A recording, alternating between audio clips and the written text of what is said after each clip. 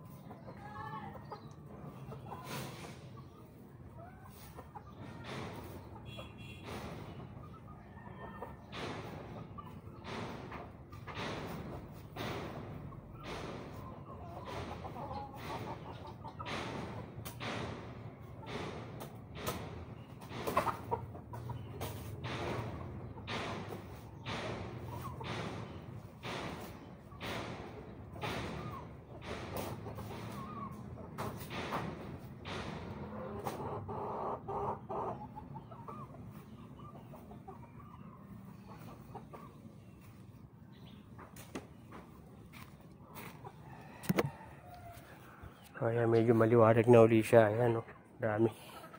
Nakikita nyo. Ang daming dahon palaya. Kami ganyan sa kapitbahay. Ayun natin doon para maluwag kasi pag medyo na na yung medyo basa-basa pa yung lupa kasi.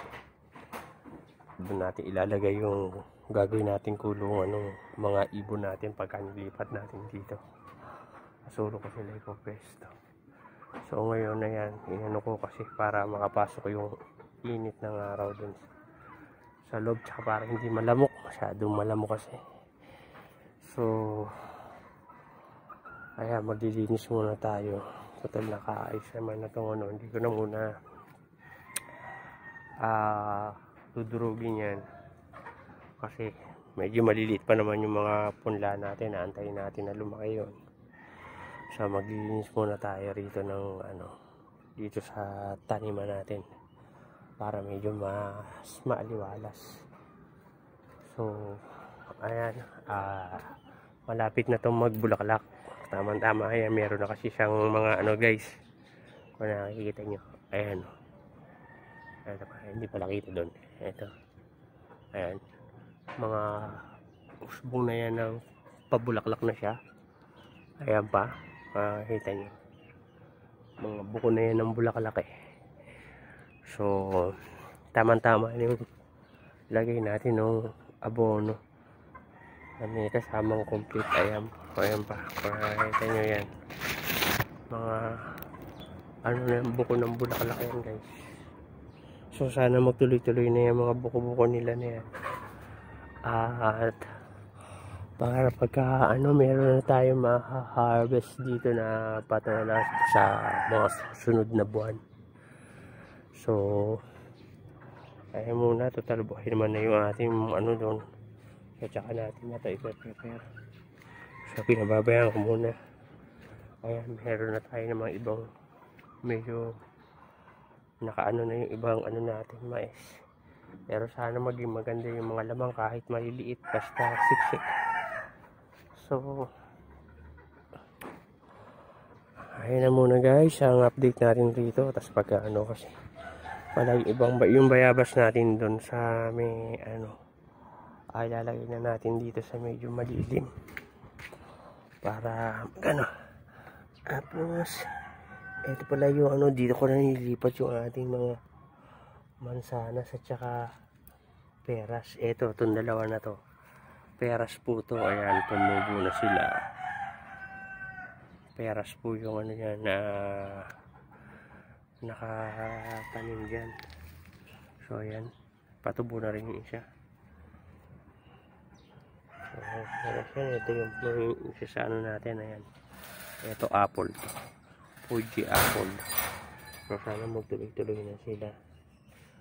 Tapos yung naandun na ito yung kasama nito mga bayabas natin na minarkot natin naandun, isasama na natin dito kasi nilipat ko na rin yung iba rito tulad nitong balingbing, kaya kinuha ko na. Tapos yung isa pa natin pinaugatan na ito yung rambutan.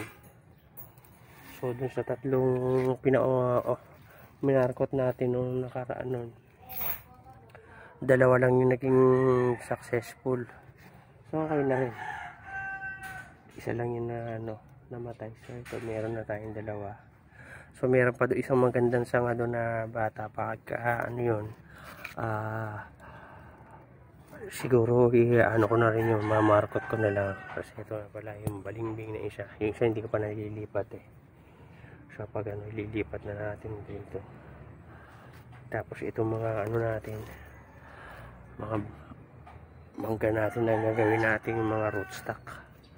Ang maganda rito sa mga rootstock ng mangga natin, mas maganda pala yun yung pagka binalatan mo siya, di ba, yung galing sa bunot, tapos binalatan mo. Tapos yung mismo kinuha mo yung pinakalaman niya lang dun sa loob, tapos yun ang itinanim mo. Mas maganda yung niya, tubo ng tawag rito, sanga yung pinakapuno. Kasi katulad nito, ito kung nakikita nyo to, isang buto lang yan, pero tatlo yung niya, tatlo yung suhi, tatlo yung gadyo inilabas niya na sanga na pwede natin pagka taniman. Ito ganun din, ayan, isang buto lang din yan, pero dalawa yung niya na sanga. Ito ganun din, dalawa. Tapos ito isang sanga, ayan, apat. So mas maganda yung mas marami kang sanga na pag-aanuhan agad kung magagawa ka ng rootstock o yung pinaka main na puno mo na pag-aanuhan mo ng pag nag-graft ka ng kahit anong variety ng ng prutas o puno na gusto mo.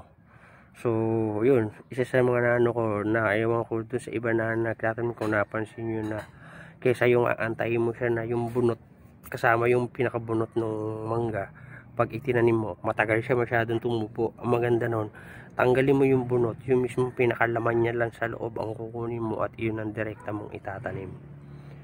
So kaya lang, huwag mo sira kasi dalawang lang parang magkabilang piece niya huwag siya mabiyak kasi pag nabiyak siya patay na yun kasi single ito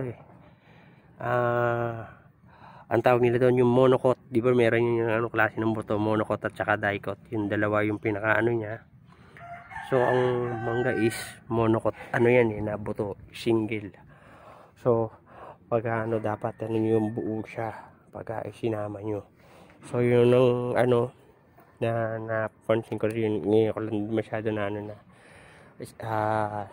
mas marami siya lalabas na pinaka magiging main trunk mo pagka hiniwalay mo yung mismo as is na buto lang siya na mo. So yun guys, so ayun na muna ang update natin dito. So ayan, so mga sa susunod na buwan pwede na siguro tayo humarvest pag na-check ko na yung pinakamalaki na yun na kamuting kahoy kung may laman na.